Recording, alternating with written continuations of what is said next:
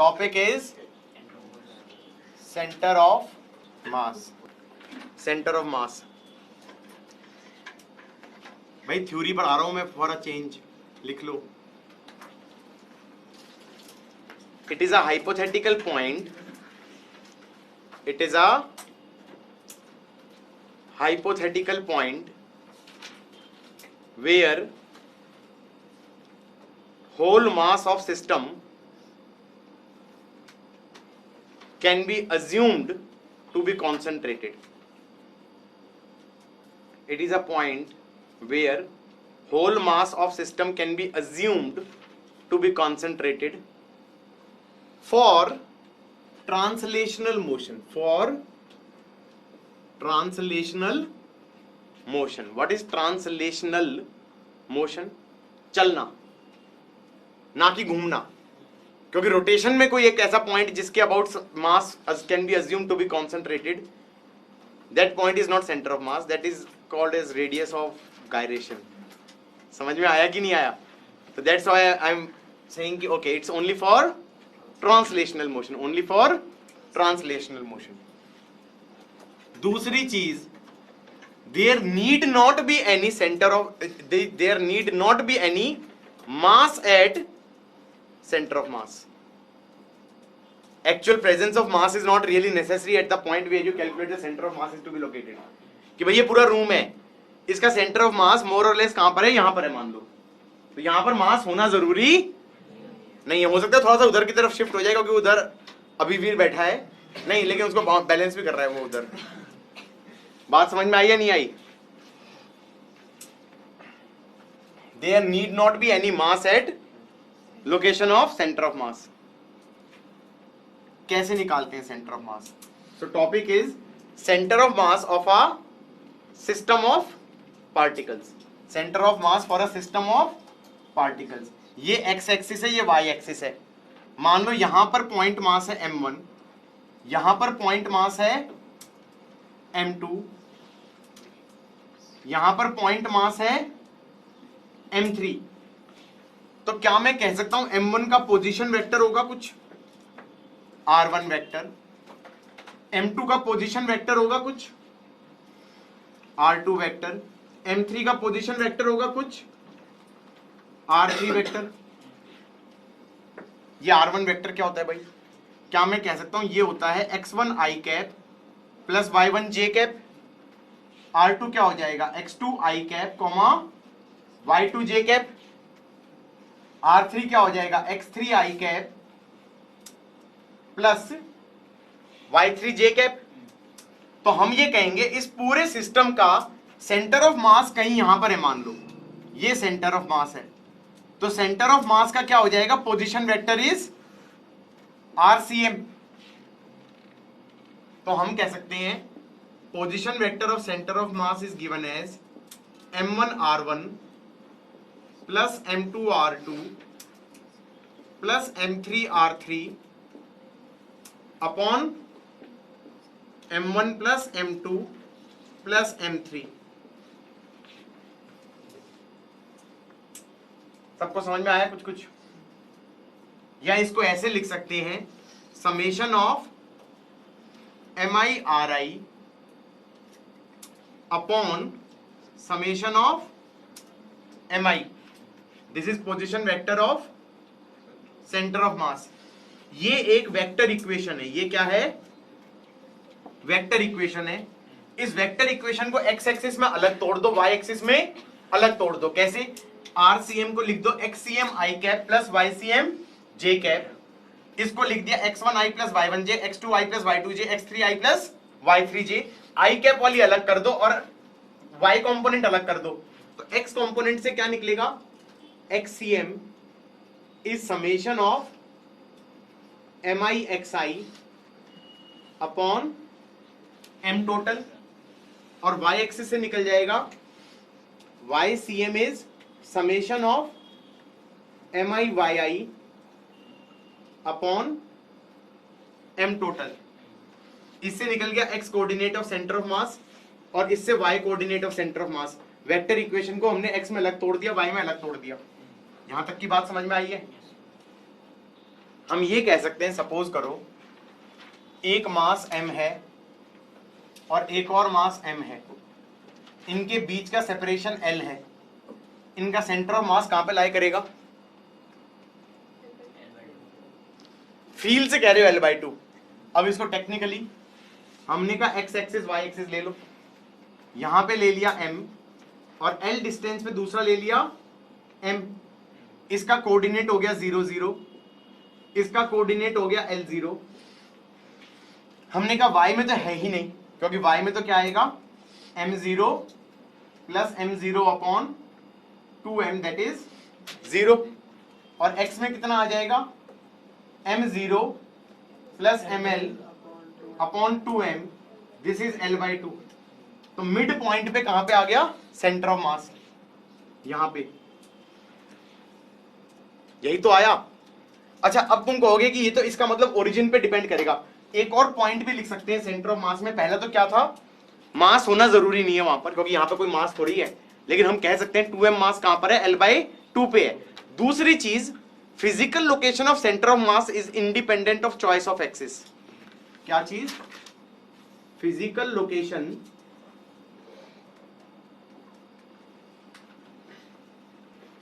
अजीब सी बात बोली ना, physical location of centre of mass does not depend on axis, coordinate will depend on axis. अब मान लो तुम इसी में कहते, इसी क्वेश्चन में, कि हमने एक्सिस ऐसे चूज करी कि m था ओरिजिन से l पे और दूसरा m था इससे l पे, तो अब कोऑर्डिनेट तो अलग आएगा, क्योंकि अब क्या आएगा? ml plus m 2l upon 2m, this is 3l/2। तुम कहोगे 3l/2 आ रहा है, डिफरेंट आ गया। मैंने कहा उसकी लोकेशन देखो कहां पर है 3l/2, l प्लस l/2। तो क्या शिक्षा मिली कि physical location of centre of मास तो एक्सिस पे डिपेंड नहीं करेगी, कोऑर्डिनेट एक्सिस पे डिपेंड कर जाएगा।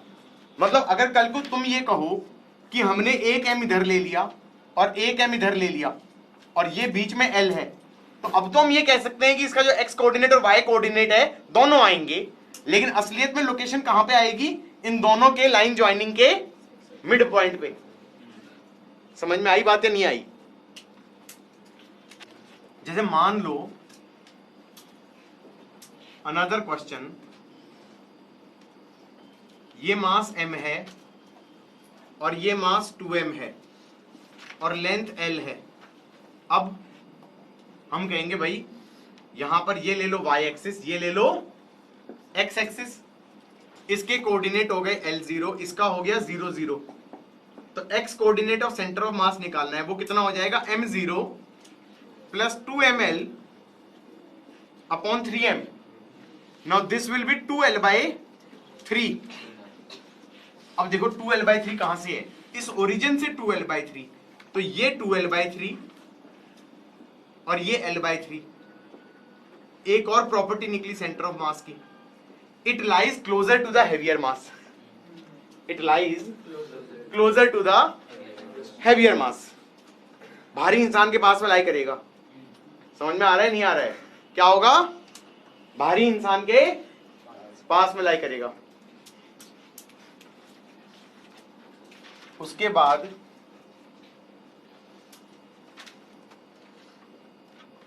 सपोज करो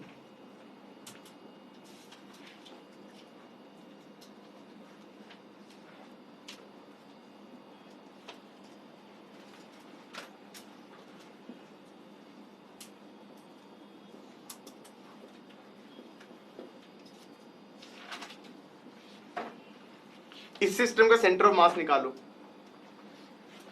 ये हो गया 0 0, ये हो गया L0, ये हो गया LL, ये हो गया 0L। हाँ जी, XCM कितना होगा? m0 plus 2ml plus 5ml plus 4m0। यही तो हुआ। 5ml कहां से आ गया? 2ml 3ml, मैंने मनी मन में ऐड भी कर दिया अपॉन 10m। कितना आ गया L/2। तो पता है L/2 आना भी चाहिए था, सोचो क्यों। y को भूल जाओ थोड़ी देर के लिए, ओरिजिन पे रखा है 5m x एक्सिस में और L पे रखा है 5m। y पिचका दो ना इसे, y तो देखो ही मत। तो ओरिजिन पे रखा है 5m और यहां पे L पे रखा है 5m, तो x में तो मिड पॉइंट पे आएगा L/2 पे। अब y में सोचते हैं, y cm आएगा m0 plus 2m0 plus 3ml plus 4ml upon 10m, ये आएगा 7l/10। ये L/2 से बड़ा आएगा, L/2 से बड़ा आएगा y एक्सिस में। क्यों? क्योंकि y एक्सिस में ऊपर ज्यादा भारी है, नीचे कम भारी है। तो सेंटर ऑफ मास यहां पे कहीं लाया करेगा, x में L/2 पे और y में उसका कोऑर्डिनेट L/2 से बड़ा है। वो कितना है? 7l/10 है और x एक्सिस में L/2 है। बात समझ में आई या नहीं आई? दूसरी चीज, for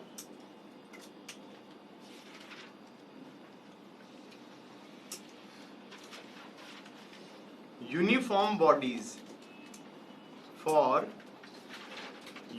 bodies, center of mass lies on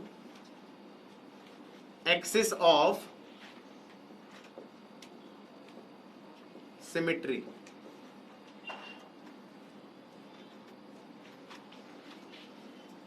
For uniform bodies, center of mass lies on axis of symmetry. अब तुम सोचोगे इसका क्या मतलब निकला? इसका मतलब ये निकला, सुनो मेरी बात, जैसे रॉड है और यूनिफॉर्म रॉड है, तो हमें पता होना चाहिए इसका centre of mass mid point पे लाई करेगा। क्यों? क्योंकि this is your axis of symmetry, इसके ऊपर लाई करेगा। क्यों लाई करेगा इस पे? क्योंकि इधर जितना मास होगा उतना ही मास इधर भी होगा। तो तुम क्या बोलोगे? m1x1 plus m1 minus x1, वो कट जाएगा, तो ये वाला पॉइंट पे ओरिजिन आ जाएगा हमेशा, हाँ या ना? कि m2 x2 और m2 माइनस x2, तो हमेशा इन दो का मिड पॉइंट पे आएगा, इन दो का मिड पॉइंट पे आएगा। तो ये एक्सिस ऑफ सिमेट्री के ऊपर ही लाई करेगा हमेशा, as long as the body is uniform. Uniform का मतलब है ऐसा नहीं कि कहीं से ज्यादा भारी कहीं से कम भारी। तो यूनिफॉर्म बॉडीज के लिए हमेशा centre of mass will lie on axis of symmetry. जैसे फॉर एग्जांपल रिंग है, रिंग या डिस्क है, उनका सेंटर ऑफ मास कहां पे लाई करना चाहिए? यहां पे लाई करना चाहिए। लेकिन मैं लॉजिकली बताता हूं कैसे। ये एक एक्सिस ऑफ सिमेट्री हो गया, इस पे लाई करना चाहिए क्योंकि जितना उधर उतना इधर, और ये एक और एक्सिस ऑफ सिमेट्री हो गया क्योंकि जितना इधर उतना उधर, तो दोनों का पॉइंट ऑफ इंटरसेक्शन पे लाई करेगा। अगर आधी रिंग ले लोगे तो अब निपट गए। क्यों निपट गए? क्योंकि इसमें एक ही एक्सिस ऑफ सिमेट्री होगी, इस पे लाई नहीं करेगा क्योंकि इधर तो मास है, इधर मास नहीं है। लेकिन ये एक्सिस ऑफ सिमेट्री होगी, जितना इधर उतना इधर, तो यहां पे कहीं लाई करेगा,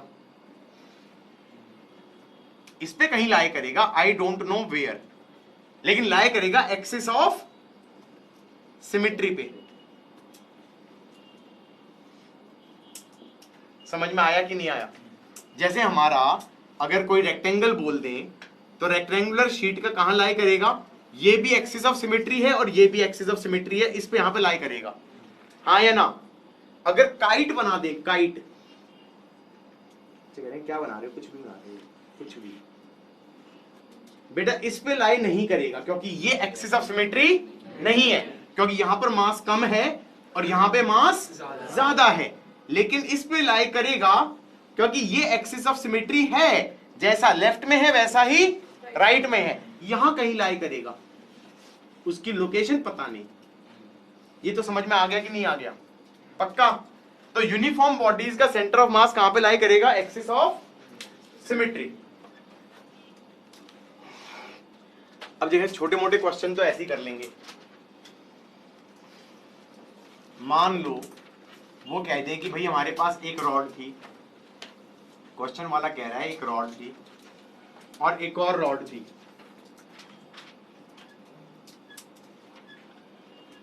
इसका मास m है, इसका लेंथ l है, और इसका मास 2m है, इसका लेंथ भी l है। अब वो कह रहा है, और यहां पर एंगल 90 डिग्री दे दिया। अब वो कह रहे हैं पूरे सिस्टम का सेंटर ऑफ मास कहां पे लाई करेगा, पूरे सिस्टम का सेंटर ऑफ मास कहां पर लाई करेगा। तो क्या करना, इसको ले लेना x एक्सिस और इसको ले लेना y एक्सिस। अब इस पूरी रॉड को रिप्लेस कर दो किससे, पॉइंट मास से। क्या मैं ये कह सकता हूं कि ये एक्सिस है और इस रॉड का सेंटर ऑफ मास यहां पर है, तो एक मास तो हो गया हमारा m, कहां पर L/2 0 पे, L/2 0 पे, और इस पूरी रॉड का सेंटर ऑफ मास कहां पे हो गया, यहां पे। ये मास हो गया हमारा 2m और ये हो गया 0, L/2 पे। तो हम ये कह सकते हैं XCM कितना आ जाएगा, XCM आ जाएगा mL/2 plus 2m 0 upon 3m। हाँ, ये तो आ गया L/6।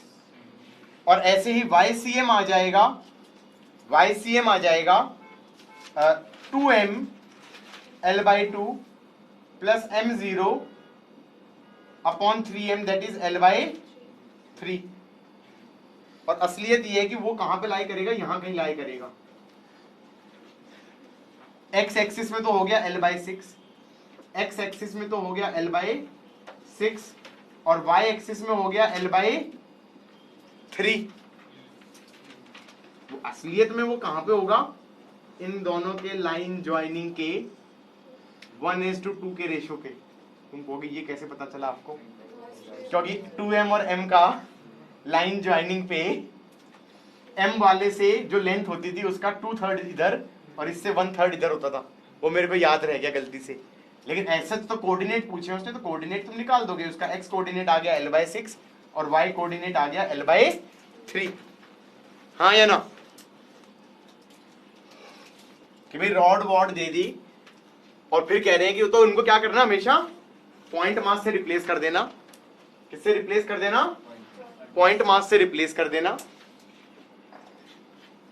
और फिर दो पॉइंट मासेस का सेंटर ऑफ मास निकाल देना, दो पॉइंट मासेस का सेंटर ऑफ मास निकाल देना। गाइस,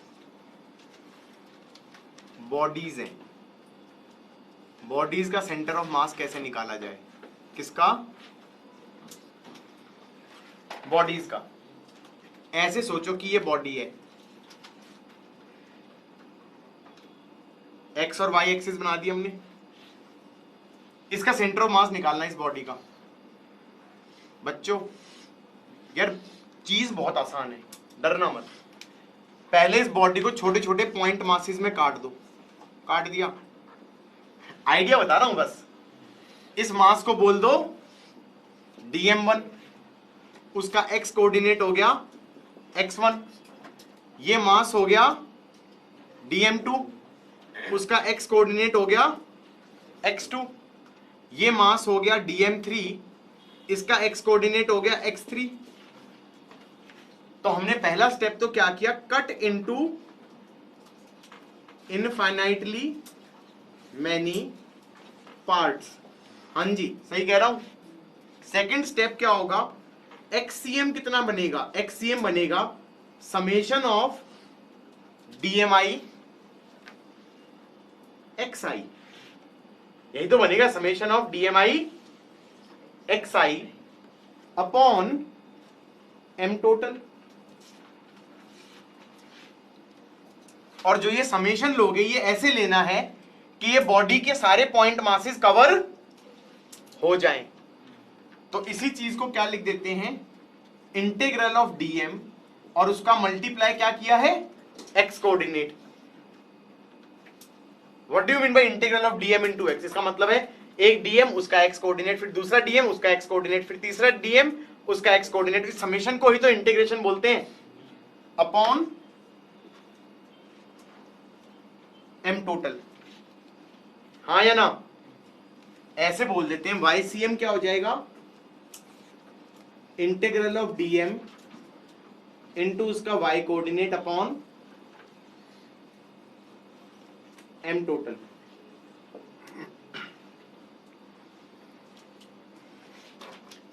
यहां तक का समझ में आ गया कि बॉडीज का रफ आइडिया क्या है, कैसे हैंडल करना है बॉडीज को। Summation of DMI XI upon m total is XCM, summation of DMI YI upon m total is YCM। Okay, mass distribution, mass distribution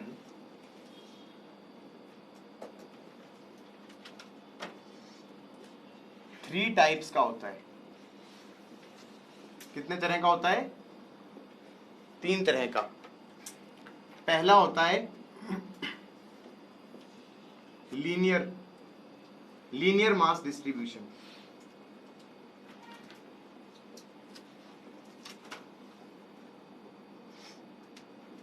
ये लीनियर मास डिस्ट्रीब्यूशन क्या है, जब मास हमारा किस चीज पे डिस्ट्रीब्यूटेड हो, ऑन लेंथ, ऑन लेंथ। इसको मैंने डिनोट किससे कर दिया, लैम्डा। लैम्डा क्या चीज है, दिस इज केजी पर मीटर, दिस इज केजी पर मीटर। क्या है ये, केजी पर मीटर। इसे ये क्या, इसे एक और चीज बोल सकते हैं, इसे क्या बोल सकते हैं, लीनियर मास डेंसिटी। इसको क्या बोल सकते हैं, लीनियर मास डेंसिटी। क्या मैं ये कह सकता हूं कि ये तो ऐसा हो गया आपकी मास पर यूनिट लेंथ, ये तो क्या हो गया, मास पर यूनिट लेंथ हो गया। कि अगर कोई कहे कि ये रॉड है और इसका मास पर यूनिट लेंथ लैम्डा है, तो क्या मैं कह सकता हूं कि इसका टोटल मास कितना हो जाएगा, लैम्डा इंटू एल। यही तो हो गया कि इसकी लेंथ पे मास डिस्ट्रीब्यूटेड है और मास पर यूनिट लेंथ कितना है, 2 kg पर मीटर, और 10 मीटर की रॉड है तो 2 kg पर मीटर इंटू 10 कर देना। समझ में आया बात है, नहीं आई तो ये 20 किलो का मास हो जाएगा। अगर कोई कहे रिंग के सरकमफेरेंस पे मास चिपका दिया, वो भी कैसा होगा, लीनियर ही होगा ना। सरकमफेरेंस लेंथ पे मास चिपका रहा है, लेंथ पे तो चिपका रहा है, अंदर एयर है, रिंग है ये क्या चीज है, रिंग है। रिंग पे मास डेंसिटी कैसे होगी, लैम्डा वाली तो होगी। तो हाँ exactly, lambda into 2 pi R is the total mass. अगर कल कोई कह दे आर्क है, सर्कुलर आर्क, तो हम कहेंगे ओके ये एंगल दे देगा अल्फा, ये आर दे देगा, लेंथ कितनी हो गई, आर अल्फा इंटू लैम्डा कर दूंगा तो ये टोटल मास हो जाएगा। इस पूरी एक्सरसाइज में कौन क्या क्या चीज इंपॉर्टेंट है कि पहली बात तो इन सब में हमारा मास पर यूनिट लेंथ लगेगा, और दूसरा इसमें हम अज्यूम कर रहे हैं lambda is uniform, lambda is uniform. भाई पता चला कि यहां पर लैम्डा ज्यादा है और यहां पर लैम्डा कम होता चला गया तो दिक्कत हो जाएगी। तभी तो तुम कह रहे हो lambda into l is m, तो you are technically saying lambda is constant throughout the body. You are saying lambda is constant throughout the body. Does that make some sense? I am simply saying कि एक तरह की, मैं 3 तरह की mass distribution बोल रहा हूं। एक होती है लैम्डा वाली, एक होती है सिग्मा वाली, और एक होती है रो वाली। ठीक है, ये प्लीज मत करना चैप्टर खत्म होने के बाद कि लैम्डा हमारी वेवलेंथ थी। ये अगर किसी ने बोला, this is happened with me, okay. हाँ, कि पूरा पढ़ाने के बाद कहता है लैम्डा सर वेवलेंथ थी ना। सो ये क्या चीज है, केजी पर मीटर, ये है केजी पर मीटर स्क्वायर, ये है केजी पर मीटर क्यूब। ये हो गया लीनियर मास डेंसिटी, ये हो गया एरियल मास डेंसिटी, और ये हो गया वॉल्यूमेट्रिक मास डेंसिटी, हाँ या ना? एरियल वाला कब यूज करोगे? एरियल वाला यूज करोगे, एरियल वाला कब यूज करोगे? जब मान लो कोई कह दे डिस्क है, हाँ, जब कोई कह दे क्या है, डिस्क है, प्लेट है, तो प्लेट पे कौन सी मास डेंसिटी चलेगी? एरियल। हमारा शर्ट है, उस पे कौन सी चलेगी? एरियल। बात समझ में आई? तो मास हो जाएगा sigma into pi are square. और अगर हॉलो बॉल है तो, प्लास्टिक की बॉल है, हॉलो, हॉलो, इस पे भी कौन सी है? एरियल होगी ना। खोखली वाली बॉल जो होती है उसका मास कहां पे है? सरफेस पे ही तो है। तो हम कहेंगे इसका भी हमारा मास कितना हो जाएगा? Sigma into 4 pi are square. अबे तो खोखली बॉल पे आएगा m is sigma into 4 pi are square. और अगर ये कहता कि हॉलो नहीं, ये तो सॉलिड है, तो इसके अंदर भी मास भर दिया, तो फिर क्या कहोगे? m is rho into 4/3 pi R cube. Volumetric mass density use करोगे, हाँ या ना? गॉट इट और नॉट? खोखले कोन में एरियल, सिग्मा वाली, क्योंकि उसके सरफेस पे मास होगा। आइसक्रीम के स्कूप पे रो, आइसक्रीम का स्कूप है बे, हाँ, स्कूप बोला है, स्कूप, ठीक है। बिंगो पे, बिंगो पे, हाँ, एरियल लगेगा। लेकिन बिंगो का साइज मोटा हो गया तो हाँ, तो रो हो जाएगा। एनीवे, बहुत बकवास हो गया, आगे बढ़ते हैं, ठीक है। मैंने ये कहा कि ये रॉड है, गाइस,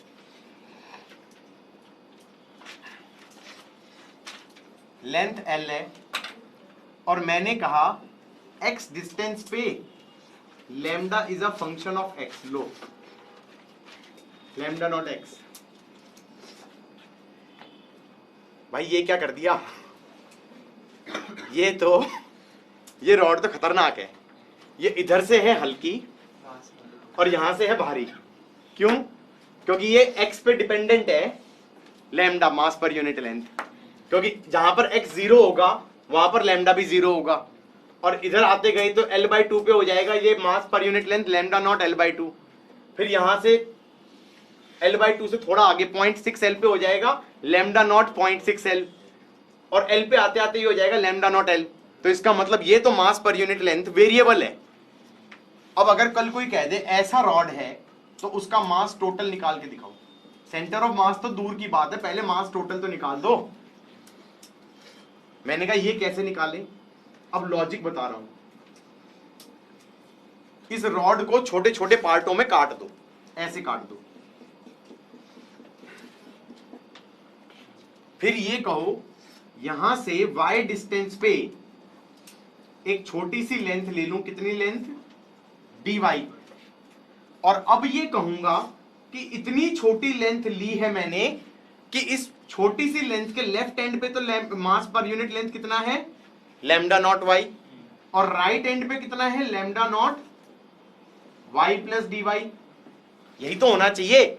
लेकिन हमने कहा अबे dy इतना छोटा है कि ये वैल्यू और ये वैल्यू बराबर ही है।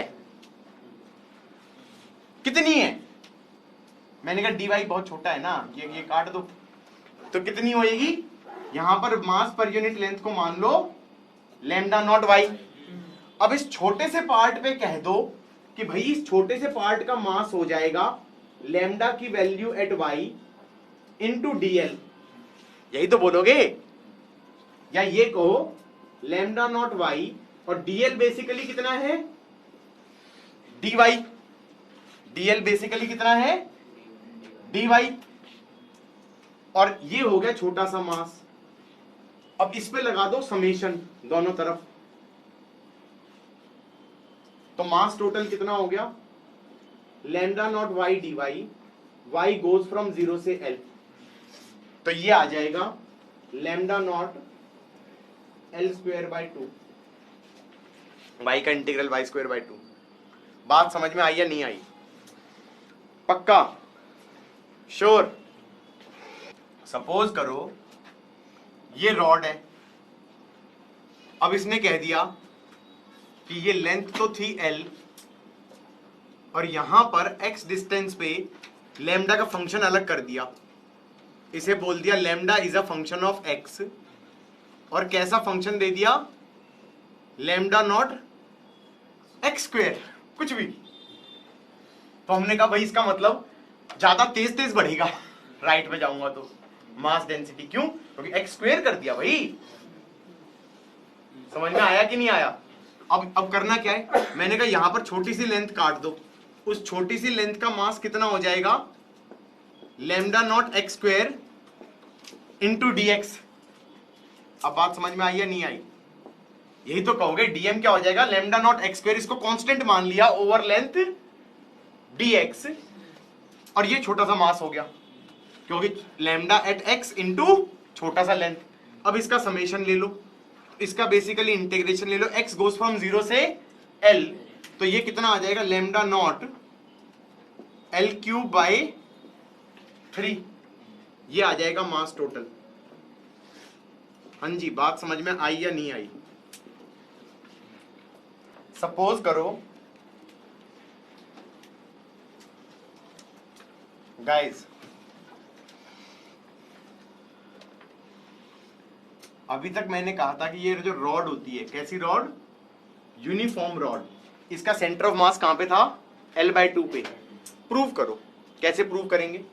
हमने कहा ये रॉड है, लेंथ l है, और इस पे लैम्डा क्या है? कांस्टेंट है। कैसा है? कांस्टेंट। तो हमने कहा पहला सिचुएशन तो क्या करो, एक्सिस मान लो, ये रॉड है। दूसरा स्टेप क्या करो, इसको छोटे छोटे आरियों में काट दो। तीसरा स्टेप क्या करो, कुछ वेरिएबल मान लो, ऐसे मान लिया x डिस्टेंस पे छोटा सा एलिमेंट काटा जिसकी लेंथ है dx, इसका मास कितना हो गया सोच के? dm, dm को लिख सकता हूं लैम्डा dx। अब ये सोचा जो ये dm मास है उसका x कोऑर्डिनेट क्या हो जाएगा? x, 0 हो जाएगा क्योंकि x यहां से तो लिया है। अब मुझे एक्सप्रेशन बनाना है, xcm क्या हो जाएगा? Summation of dmi xi upon m total, यही तो बनेगा। अब इसको क्या बोल सकता हूं? इंटीग्रल ऑफ dm, dmi तो हो गया ये लैम्डा dx इंटू उसका x कोऑर्डिनेट, वो क्या है? xc है। इस चीज का समेशन ये बनेगा इंटीग्रल, हाँ या ना? और मैं कहूंगा x कहां से कहां तक जाना चाहिए? 0 से l तक, क्योंकि जब तुम इस पॉइंट मास का लोगे तो ये x लोगे, ये dm लोगे, फिर ये x लोगे, ये dm लोगे, और इस वाले के लिए ये x लोगे, ये dm लोगे, तो तुम कहोगे x गोज फ्रॉम 0 से l अपॉन मास टोटल को लिख सकता हूं सीधा लैम्डा l। लैम्डा से लैम्डा कट जाएगा, प्लीज ऐसे मत काटना क्योंकि ऐसे नहीं काटते हैं, ये कांस्टेंट है, बाहर आएगा फिर कटेगा। समझ में आया? x dx का इंटीग्रल क्या हो जाएगा? x स्क्वायर बाई 2, तो ये बन जाएगा l square by 2l, that is l/2। बात समझ में आई या नहीं आई? अगर मैंने कोऑर्डिनेट अलग जगह लिए होते तो मैंने ये कहा होता कि रॉड तो थी मेरी यहां पे, और ये डिस्टेंस भी l ले लिया, और ये डिस्टेंस भी l ले लिया। सोच रहा हूं मैं, आई एम जस्ट थिंकिंग। अगर अब मैं करता इसी क्वेश्चन को तो ऐसे करता, ये काट दिया, हाँ जी। अब मान लो मैंने x ये पूरा ले लिया होता, ये dx लिया होता, ये dx लिया होता, तो ये वाला मास dm हो जाता, dm तो हो जाता लैम्डा dx, dm तो हो जाता लैम्डा dx, और इसका x कोऑर्डिनेट हो जाता x, 0 इसके कोऑर्डिनेट्स। अब xcm क्या लिखता? xcm would be summation of dmi xi upon m total. सो मैं बता दूं, बच्चे यहां पे कॉन्सेंट्रेट कर रहे होंगे इंटीग्रल पे, और यहां पे कॉन्सेंट्रेट करना है तुम्हें एक्सप्रेशन बनाने पे, क्योंकि एक्सप्रेशन ही नहीं बनेगा तो इंटीग्रेट मेरे सर को करोगे। तुम्हें कहां पे कॉन्सेंट्रेट करना है, क्योंकि ये गलती मैं अपने टाइम पे कर चुका हूं। क्या गलती कर चुका हूं? I used to concentrate on solving. When you don't know how to make the expression, what are you going to solve? Nothing. हाँ, क्या बता रहा था? डीएमआई एक्सआई फॉर्मूला सोचा, फिर डीएम तो हो गया हमारा लैम्डा डीएक्स, बेटा एक्सआई कितना हो गया? एक्स, इसका इंटीग्रल अपॉन मास टोटल हो जाएगा लैम्डा एल। अब सोच के एक्स की वैल्यू कहां से कहां तक जाए कि रॉड कवर हो जाए?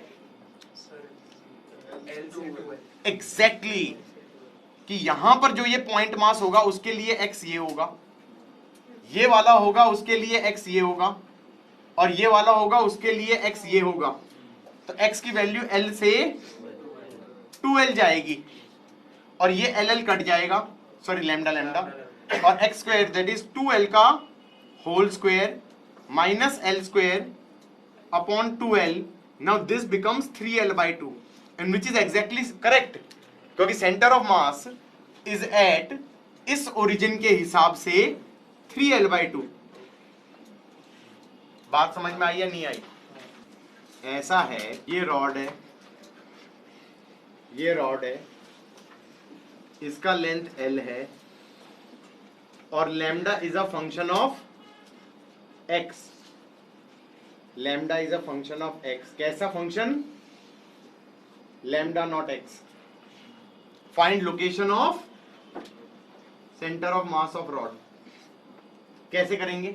सोच के हमने कहा भाई रॉड बना देंगे, एक्सिस चूज कर लेंगे, ये एक्स एक्सिस हो गई, ये वाई एक्सिस हो गई। पहला स्टेप होगा रॉड को काट देंगे, यहां पर x डिस्टेंस पे एक छोटा सा एलिमेंट लेंगे जिसका लेंथ dx है, इसका छोटे से एलिमेंट का मास को बोल देंगे dm, उसको बोल देंगे lambda naught x into dx। इसका लोकेशन अब लिख देते हैं, इसका कोऑर्डिनेट हो जाएगा x0। अब एक्सप्रेशन बनाएंगे, xcm is summation of dm into उसका x coordinate upon mass total, that should B integral of dm। तो कितना हो जाएगा? लैम्डा नॉट x dx, ये तो पूरा का पूरा dm है, इंटू उसका x coordinate, x goes from 0 से l अपॉन मास टोटल अलग से निकाल लो, या फिर ऐसे कह दो मास टोटल क्या है? इस चीज का समेशन। तो मास टोटल हो जाएगा summation of lambda naught x into dx, x goes from 0 से l। बेटर तो ये होगा इसको अलग से लिख दो, जैसे कंफ्यूजन ही ना हो। कल पता चला जी सोच रहे ये क्या था, ये क्या था, ये अलग से लिख दो। क्या लिख दो? मास टोटल ही जो भी निकाला था हमने डीएम का समेशन। क्योंकि यहां पर ना कुछ मतलब महान बच्चे होंगे जो यहां पर अभी आएंगे, ओके सर ठक ठक ठक ठक ठक ठक ठक ठक, पता नहीं हो गया कुछ, हम मारेंगे उनको पकड़ के, हम मतलब वो कुछ भी कहीं भी काटेंगे, जैसे मैंने कुछ भी कहीं भी काट दिया। ऐसे नहीं काटना चाहिए, कांस्टेंट है, बाहर आएगा फिर कटेगा। ये एक्स स्क्वायर हो गया, दैट्स एल क्यूब बाई 3, नीचे एक्स हो गया तो x square by 2 that is L square by 2। Answer is 2l by 3. Do you realize it's closer to the heavier end? Do you realize it is like 2l by 3? Mid point पे नहीं आया ना, centre of मास कहां पर आया? Heavier and के पास आया, हल्के एंड से दूर आया, 2l by 3 पे आया। और ये कब था? जब फंक्शन था लैम्डा नॉट एक्स। अब एक नया क्वेश्चन बना दिया मैंने, लैम्डा नॉट एक्स स्क्वायर, तो ये हो गया एक्स स्क्वायर, ये हो गया x स्क्वायर, ये बन जाएगा x की पावर 3, x की पावर 4/4, तो ये हो गया l की power 4/4 divided by x cube by 3, that is l की पावर 3/3, दिस बिकम्स 3l/4। लो, तो यहां से हल्के वाले एंड से कहां पे आया 3l/4, यहां से कितना आया l/4। You change the function, answer will change। पिछले साल मतलब प्रीवियस ईयर जेई में क्या आया था, lambda is a function of x a plus B x. लो, कुछ करना था इसमें, डीएम को क्या लिख दोगे, a plus B X into D X, done. Logic समझ में आना चाहिए ना, फंक्शन तो वो चेंज करता जाएगा। बात समझ में आई या नहीं आई? ये तो रॉड वाला केसेस हो गए। मत कहना है ऐसा आपने एक क्वेश्चन नहीं 3 क्वेश्चन कराए हैं, am I right? Yes. Lambda naught X, lambda naught X square, और चलते चलते में a प्लस बी एक्स। ये है मेरे पास सेमी सर्कुलर रिंग, आर्क ही हो गया, सेमी सर्कुलर आर्क, और ये कह रहे हैं इसका सेंटर ऑफ मास निकालो, इसका रेडियस दिया हुआ है r, हाँ या ना? पहले तो ये बताओ इस पे मास कहां पे होगा, इसके सरकमफेरेंस पे होगा, और पहली दूसरी बात, इसका जो सेंटर ऑफ मास होगा वो सिर्फ y एक्सिस में होगा। अगर इसको x एक्सिस मान लो, इसको y मान लो, तो सिर्फ y कोऑर्डिनेट निकलेगा, हाँ या ना? क्योंकि हम कहेंगे एक्सिस ऑफ सिमेट्री पे होगा। तो क्वेश्चन है centre of mass of semi circular arc. Start कैसे करेंगे? ये सेमी सर्कुलर आर्क बनाई, पहला स्टेप क्या होता था, cut the arc into body into infinitely many small small parts, that was the first step.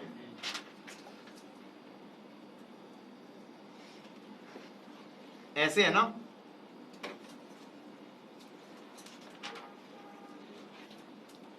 ये x एक्सिस ले लिया, ये y एक्सिस ले लिया। अब इसका पहला स्टेप क्या होगा, ऐसे काट दो,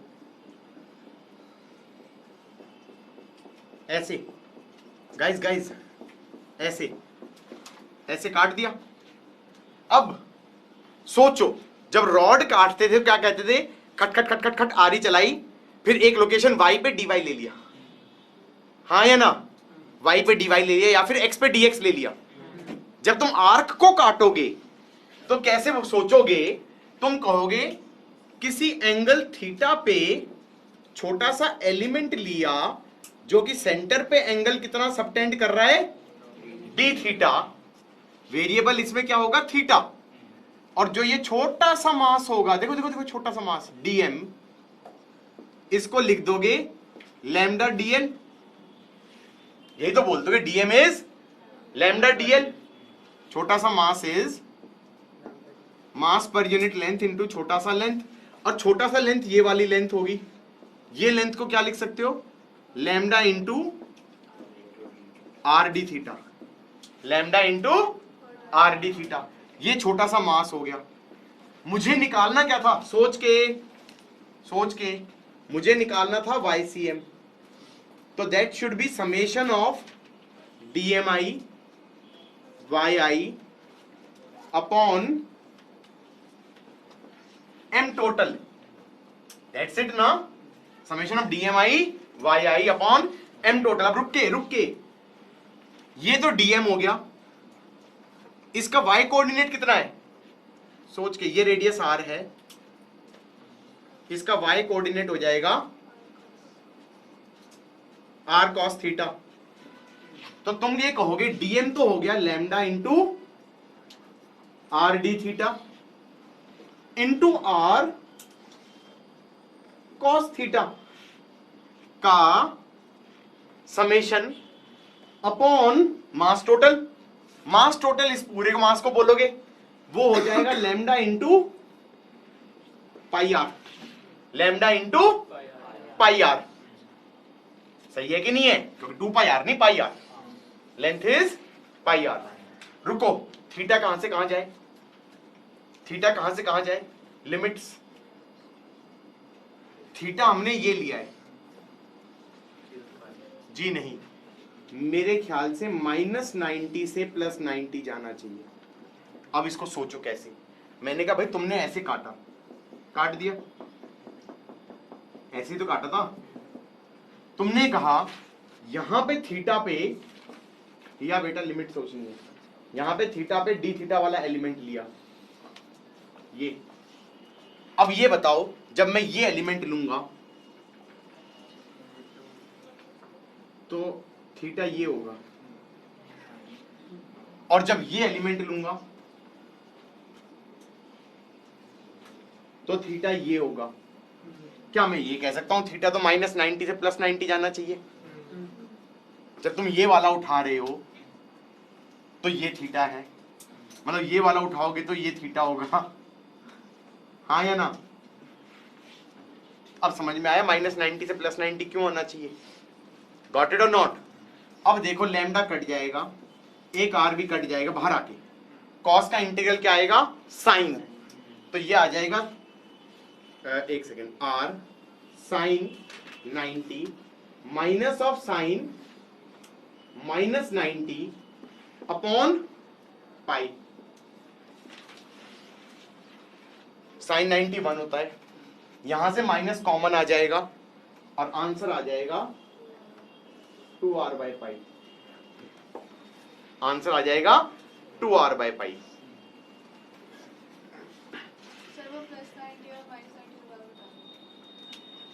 जब ये वाला छोटा सा एलिमेंट लोगे तो ये वाला एंगल थीटा होता है, जब ये छोटा सा एलिमेंट लोगे तो ये वाला एंगल थीटा होता है।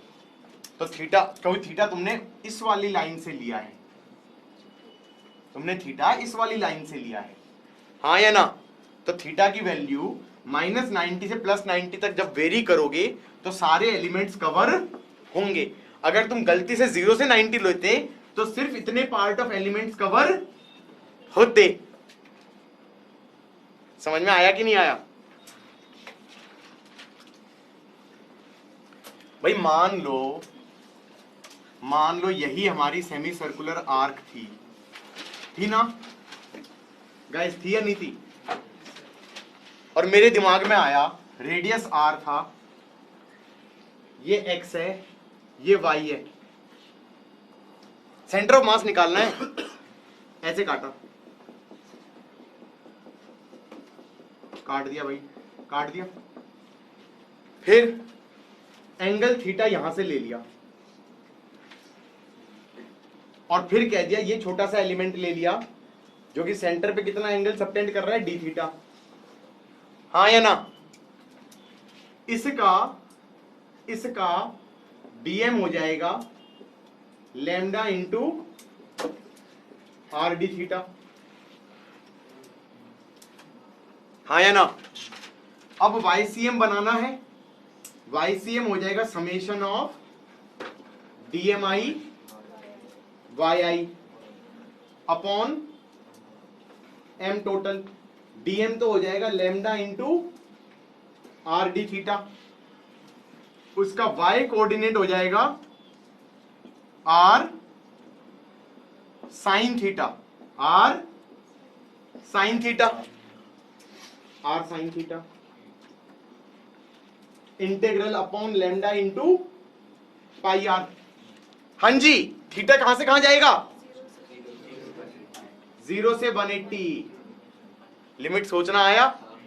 क्योंकि थीटा तुमने ऐसे लिया यहां से, तो जब ये एलिमेंट होगा तो ये थीटा होगा, और जब ये एलिमेंट लोगे तो ये पूरा थीटा होगा, जब ये एलिमेंट लोगे तो ये पूरा थीटा होगा। हाँ जी, तो थीटा कहां से कहां जाएगा? 0 से 180। लैम्डा आर काट दो, साइन का इंटीग्रल क्या होता है? माइनस कॉस, तो ये आएगा माइनस कॉस 180, फिर minus of minus cos 0 into R/पाई। हाँ जी बच्चों, cos 180 क्या होता है -1, cos 0 क्या होता है 1। आंसर आ गया 2r/π। हैप्पी? क्या टफ था? सपोज करो आर्क है, क्या है ये क्या है भाई? ये जो भी है सिमेट्रिक नहीं दिख रही, ये आर्क है। हाँ जी, एंगल अल्फा है, रेडियस आर है, और ये आर्क है, मास पर यूनिट लेंथ लैम्डा है। अब लोग होते हैं बुद्धू, वो कैसे कर रहे होते हैं क्वेश्चन को, इसको x मान लिया, फिर y तो ये मान ही नहीं सकते, कोई 90 तो है नहीं। ऐसा क्यों कर रहे हो, ऐसा क्यों कर रहे हो? एक्सिस ऑफ सिमेट्री लो ना। क्या लो? एक्सिस ऑफ सिमेट्री लो, कि भाई ऐसा कर दो एंगल बाइसेक्टर के अलोंग एक एक्सिस और एक एक्सिस ये। क्या मैं कह सकता हूं सेंटर ऑफ मास लाई करेगा y पे, और वो तो सिमेट्रिकल नहीं है। क्यों?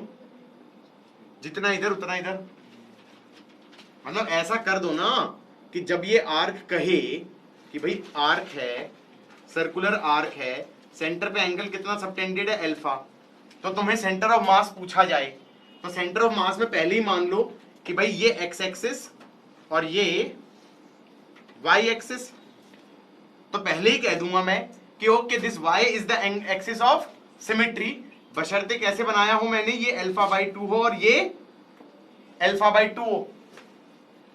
हाँ या ना? मैं कहूंगा centre of mass y axis पे ही लाई करेगा, x पे लाई नहीं करेगा। y पे ही क्यों लाई करेगा? Because y is the axis of symmetry. It might not, it is not looking like symmetric, but या यू रियलाइज, अबे α/2 लिख दिया जब तो सिमेट्रिक हो गया ना। ऐसे बुद्धों वाली बात क्यों कर रहा है? क्योंकि मेरे को लगा वहां से पतला है, वहां से मोटा होगा। ऐसे काट दें। अब ये बताओ, काम की चीज नहीं सोच रहा, तुम्हें समझ में आ रहा है कि हॉरिजॉन्टल से थीटा लेना बेवकूफी हो जाएगी, लिमिट में मर जाओगे। थीटा कैसे लेना? वर्टिकल से लेना, तब बचोगे। थीटा किससे लेना? वर्टिकल से लेना, क्योंकि अब थीटा पे लिमिट हो जाएगी -α/2 से +α/2। कहां से लोगे?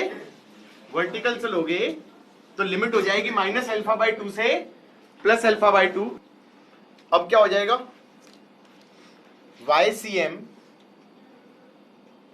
Is summation of lambda into r d theta into r cos theta upon mass total is lambda into r alpha.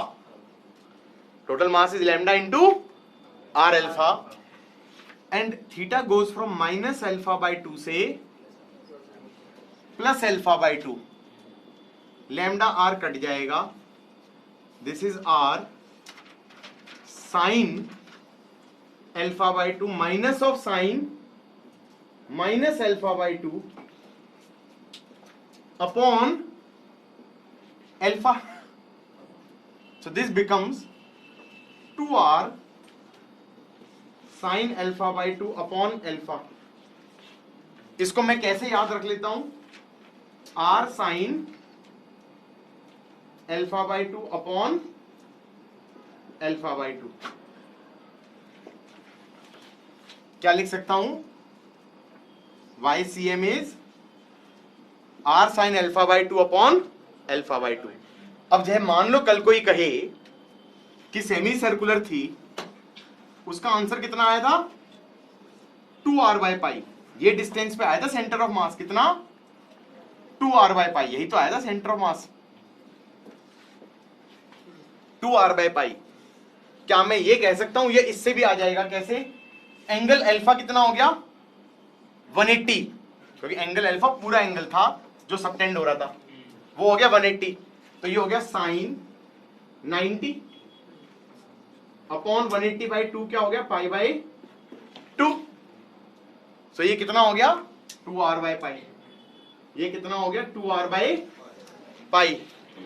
अब तुम रियलाइज नहीं कर रहे हो, इसका यूज क्या कर सकते हैं, सोचो जरा, एक सेकंड अभी बता देता हूं। मान लो कल कोई कहे कि मैंने एक चेन डाल दी बाउल पे। किस पे लगा दी, मैंने एक चेन डाल दी बाउल पे, डाल दी ऐसे चेन। इस चेन का मास है टोटल m। अब तुम ये बताओ, इसमें हर पॉइंट की जीपी तो अलग अलग होगी, ग्रेविटेशनल पोटेंशियल एनर्जी कोई रेफरेंस लेवल के हिसाब से निकालनी पड़ेगी। मैंने ये मान लिया रेफरेंस लेवल। अब तुम ये बताओ ना, इसका डीएम का एच तो अलग होगा, इस डीएम का एच अलग होगा, तो कैसे लिखोगे इसका जीपी। मैंने कहा इसका सेंटर ऑफ मास हो जाएगा 2r/π। तो gravitational potential energy is mgh which will be mg 2r/π। Done.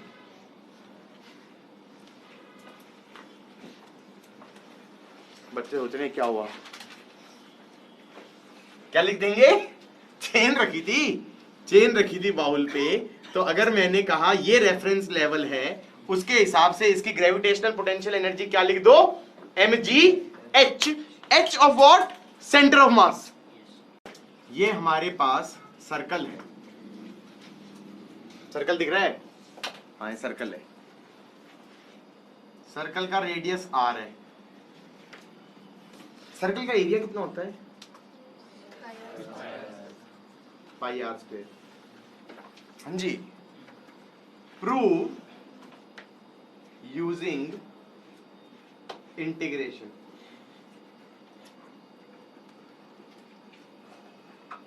Prove using integration. अब सोचते हैं, ये एरिया निकालना है।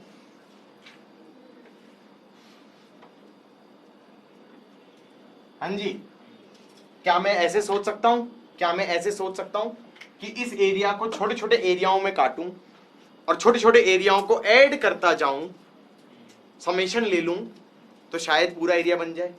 तो छोटे छोटे एरियाओं में कैसे काटूं, मैंने कहा सेंटर r डिस्टेंस पे एक dr थिकनेस की रिंग बना दो। ये समझ में आया क्या बोल रहा हूं, फिर से सोच लो मैं क्या कह रहा हूं। मैं ये कह रहा हूं कि ये सर्कल था, हमने कहा स्मॉल r रेडियस का एंड dr थिकनेस का,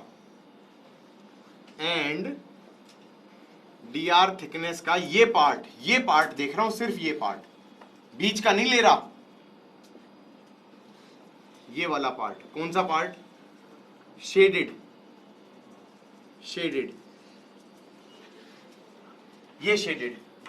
ये क्या चीज हो गई, ये रेडियस r और dr थिकनेस का थोड़ा सा शेडेड पार्ट हो गया। अब इसको क्या किया मैंने, उठाया कागज से काट के, कैंची चला दी, तो इस एरिया को लिख सकता हूं, ब्लू वाले को, डी एरिया को। अब तुम कहोगे इसको कैसे लिख दो, अब मैं बताऊं तुम क्या बोलने वाले हो, पाई r प्लस डी आर का स्क्वायर माइनस πr², ये बोलने वाले हो।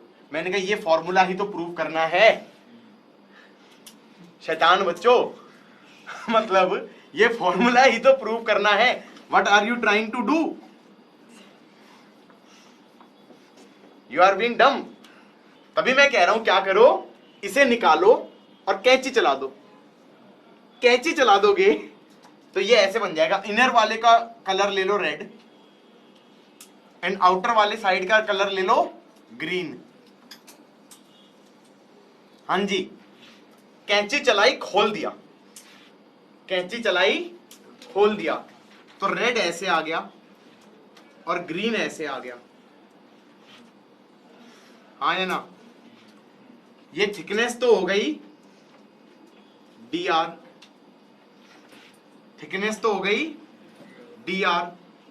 और रेड वाली लेंथ हो गई 2πr। हाँ ये फॉर्मूला आता था। और ये वाली लेंथ हो गई, ग्रीन वाली लेंथ हो गई 2 पाई r प्लस डी आर। इसमें से ये लेंथ तो लिख दी 2 पाई r,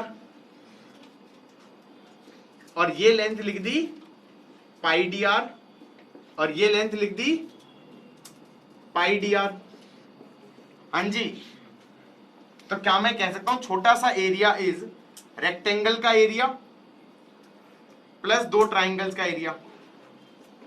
रेक्टेंगल का एरिया हो गया 2 pi r into d r, और ट्राइंगल्स का एरिया हो गया half into base into height का डबल।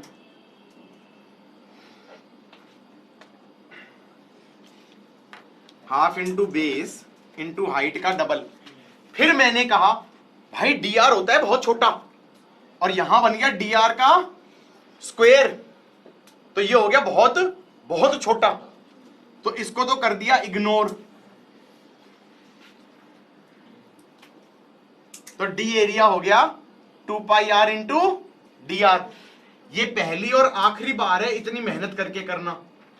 अगली बार से मैं जानते हो कैसे बोलूंगा कि ये छोटा सा एरिया, शेडेड एरिया कितना है 2 pi r into d are. एक लाइन में कैसे बोलूंगा, ये शेडेड एरिया चाहिए, ये एरिया इज रेक्टेंगल का एरिया। रेक्टेंगल क्या हो गया, लेंथ इंटू ब्रेड्थ। लेंथ हो गई 2 पाई आर और ब्रेड्थ हो गई डी आर। फिर कोई कहे कि नहीं सर एक्स्ट्रा ट्राइंगल्स थे, मैंने कहा वो ट्राइंगल इग्नोर कर दिए। क्या कर दिए, वो ट्राइंगल इग्नोर कर दिए। M I right? तो मैंने ये कहा कि ये डी एरिया कितना हो गया, सोच के 2 pi r into d r, 2 pi r into d r. अब इस पे लगा दिया मैंने समेशन। अब तुम समेशन ऐसे लगा रहे हो तो इसका मतलब क्या है, मैं बताऊं इसका क्या मतलब है। इसका मतलब है ये पूरा सर्कल था, इसमें तुमने एक रेडियस R1 की एक रिंग ली, जिसमें तुमने ये थिकनेस का एरिया निकाला शेडेड का। फिर तुमने कहा मैं डिफरेंट रेडियस की रिंग लूंगा और इस वाली रिंग के इस थिकनेस का एरिया निकालूंगा। समझ में आया? यही तो बोल रहे होगे, नहीं समझे? इस पे समेशन करने का मतलब क्या है, तुम कह रहे हो R की वैल्यू कुछ लूं, ये ले ली, और ये बीच का सर्कल का एरिया नहीं निकाल रहे हो, इस थिकनेस का एरिया निकाल रहे हो। हाँ, और फिर यहां पर एक इस रेडियस पे इस थिकनेस का एरिया निकाल रहे हो। क्या मैं ये नहीं कह सकता कि ये सारे एरियाज अगर तुम सम करते जाओगे तो एरिया ऑफ सर्कल बन जाना चाहिए? और R की वैल्यू कहां से जानी चाहिए, 0 से कैपिटल R। क्योंकि तुम कहोगे इस रेडियस का रिंग लेता, फिर इस रेडियस की रिंग लेता, फिर इस रेडियस की रिंग लेता, फिर सरकमफेरेंस पे भी एक रिंग लेता, हाँ या ना? तो R गोज फ्रॉम 0 से कैपिटल R। इसका इंटीग्रल क्या बनेगा, R²/2 बन गया पाई R²।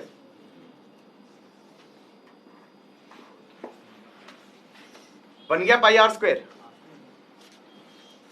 तुम समझे नहीं, मैंने ये कटिंग सिखाई है कि how to cut area of a disc. अब तुम कहोगे इसको यूज कब कर सकते हैं, बेटा कहीं भी यूज आएगा।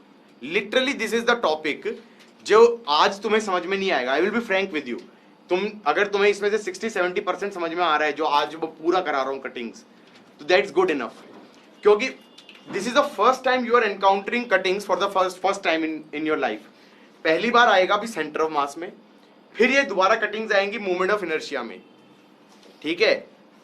फिर ये दोबारा कटिंग्स आएंगी, फिर ये कटिंग कभी भी आती रहेंगी। लिक्विड्स में भी थोड़ी बहुत आएंगी, लिक्विड्स का चैप्टर पढ़ेंगे। अब तुम कहोगे यूज कैसे आ सकता है, भाई मान लो कल कोई कहे एक ट्यूब है, एग्जाम्पल के तौर पे बता रहा हूं, ये ट्यूब है और इसमें से लिक्विड जा रहा है, शहद, और वो लिक्विड ऐसा है कि शहद जाएगा विस्कस लिक्विड, तो तुम्हें फील आनी चाहिए कि अंदर का लिक्विड तेज जाएगा बीच का, और साइड वाले पेरिफेरी वाला शहद धीरे जाएगा। फील आ रही है इस चीज की? अगर तुम्हारा विस्कस लिक्विड है तो बीच का तेज जाएगा, बाहर का धीरे जाएगा। अब कल कोई कहे कि यार इस क्रॉस सेक्शन के थ्रू अगर वेलोसिटी बता भी दूं मैं कि x डिस्टेंस पे कैसे चेंज हो रही है, तो बताओ कितना लिक्विड इस क्रॉस सेक्शन से निकलेगा।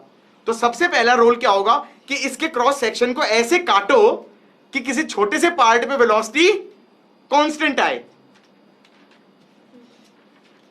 सबसे पहला काम ये करोगे कि इसके एरिया पे x पे dx थिकनेस का एक रिंग काटेंगे जिसपे वेलोसिटी क्या आएगी, सेम आएगी। तुम समझ में आया कि नहीं आया? तो तुम ये जो चीज कर रहे हैं ना, कट करने वाली बात, ये कहीं भी लगेगी। थोड़ी देर बाद चैप्टर पढ़ेंगे अगले साल करंट इलेक्ट्रिसिटी। करंट इलेक्ट्रिसिटी में कहा कि कंडक्टर था और कंडक्टर में मान लिया कि करंट डेंसिटी वेरिएबल है। यहां पर सेंटर पे करंट डेंसिटी ज्यादा है, पेरिफेरी पे आते आते करंट डेंसिटी कम हो गई। बताओ इस क्रॉस सेक्शन के थ्रू करंट कितना जा रहा है? तो पहला स्टेप क्या होगा कि x डिस्टेंस पे dx थिकनेस का एक रिंग काटो, उसके अंदर से करंट निकालो और फिर पूरे करंट को सम कर दो। क्या समझ में आया? तो पहला काम क्या होगा क्वेश्चनों में, कटिंग करना। तो मैंने उसको अलग ही बोल दिया, मैंने कहा भाई देखो ऐसा है, जब सर्कल होता है उसका एरिया ऐसे कट करते हैं, रिंग्स में काटते हैं। कैसे काटते हैं? रिंग्स में काटते हैं। तो ये कटिंग अब धीरे धीरे करके आती जाएंगी और तुम्हें समझ में आनी चालू होंगी 12th के फर्स्ट चैप्टर से। उससे पहले तुम्हें 100% समझ में नहीं आएंगी।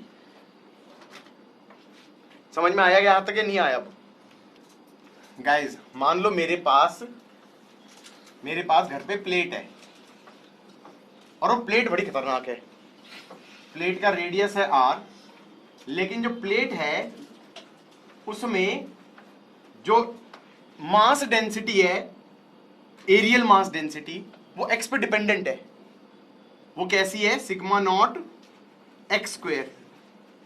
ये कैसी सी डेंसिटी है? मतलब जैसे जैसे मैं सेंटर से दूर जाता जा रहा हूं, पतलीनी भारी होती जा रही है।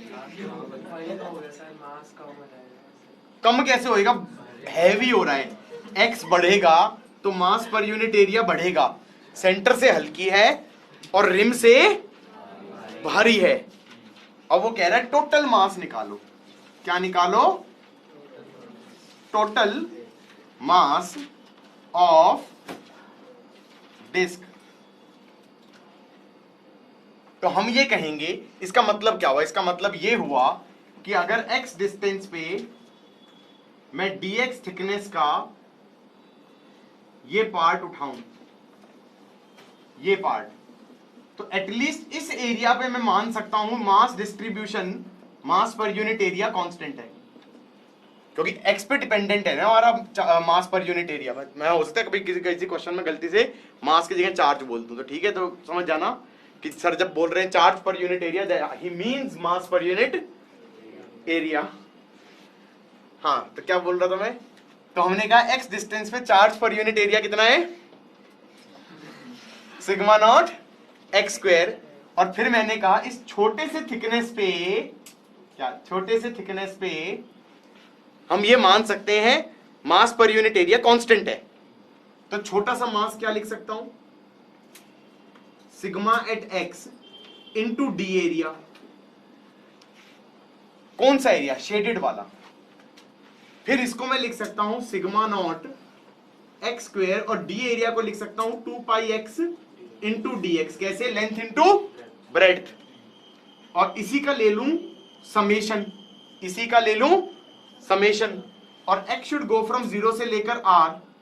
तो हम कह देंगे ये आ जाएगा 2 पाई सिग्मा नॉट r की पावर 4/4। ये हो गया मास टोटल। बात समझ में आई है? नहीं आई? पक्का? ये हो गया मास ऑफ द प्लेट, ये हो गया mass of the plate.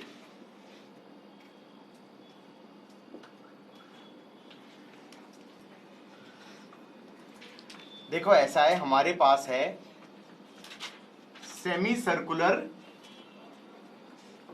Disc. क्या है ये? Semi circular disc. ये x है, ये y एक्सिस है, और ये क्या चीज है? डिस्क है। ये डिस्क है ऐसे। हाँ जी, सही कह रहा हूं या नहीं कह रहा?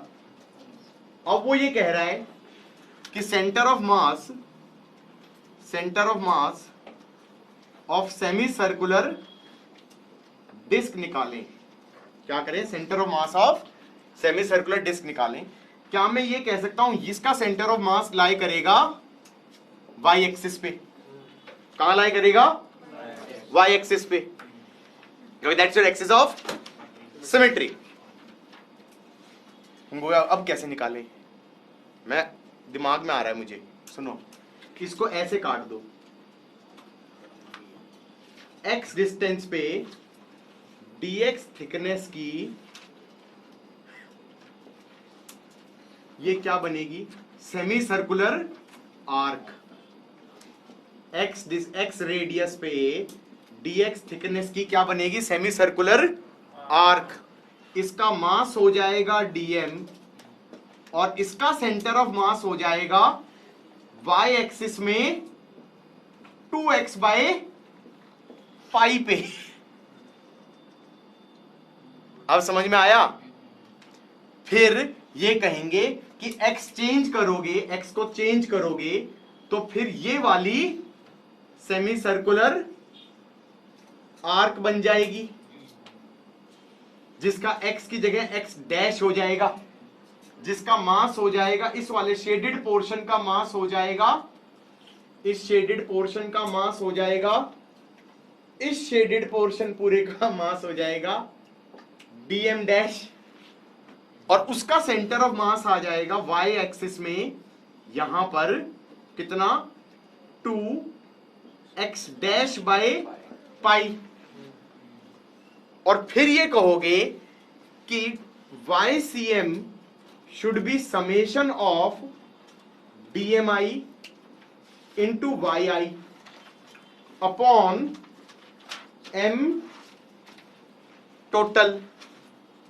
यही तो बोलोगे, summation of DMI YI upon M total. Expression बनाने में तो इंपॉर्टेंट था, summation of that is integration of DM क्या होगा? ब्लू वाले से सोचते हैं, ब्लू वाले से। किससे सोचते हैं? ब्लू वाले से। DM कितना हो जाएगा? Mass per unit area into D area. हाँ या ना? DM किसका मास बोल रहे हैं? ब्लू वाले का मास, शेडेड पोर्शन का। That's mass per unit area into D area.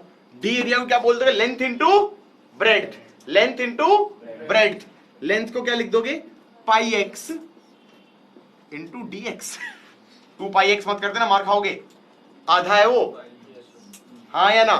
तो इसको लिख दिया sigma pi x D x. ये तो हो गया डीएम, और उसका y कोऑर्डिनेट कितना होगा? इस ब्लू वाले को रिप्लेस कर दिया पॉइंट मास से, तो dm1 y1 हो जाएगा 2x बाय पाई। मतलब बेसिकली तुमने क्या किया, समझ में आ रहा है? तुमने डिस्क लिया और ये कहा this is made up of this thin arc, this thin arc, this thin arc. तो dm1 y1 plus dm2 y2 plus dm3 y3। यही तो कर रहा हूं। dm लिख दिया sigma pi x dx, y लिख दिया 2x by pi. x should go from 0 से लेकर r, x should go from 0 से लेकर r upon mass total. Mass total का क्या लिख दोगे? Sigma into pi are square by 2। हाँ, mass per unit area into area. Sigma काट दो, एक पाई काट दो, ये हो जाएगा एक्स स्क्वायर, तो x cube by 3 that is R cube by 3। तो ये हो जाएगा आर क्यूब बाई 3, नीचे एक पाई भी था, नीचे आर स्क्वायर बाई 2 भी था, और नीचे यहां पर भी एक 2 था ऊपर। तो ये आ जाएगा 4r बाई 3 पाई। ये आ जाएगा 4r बाई 3 पाई। तो हमने ये कहा सेमी सर्कुलर डिस्क का सेंटर ऑफ मास यहां से कहां पे आया? 4r by 3 pi. Semi circular ring का आया था 2r बाई पाई। इसको यूज करके ये निकला है, इसको यूज करके ये निकाला है। समझ में आया कि नहीं आया?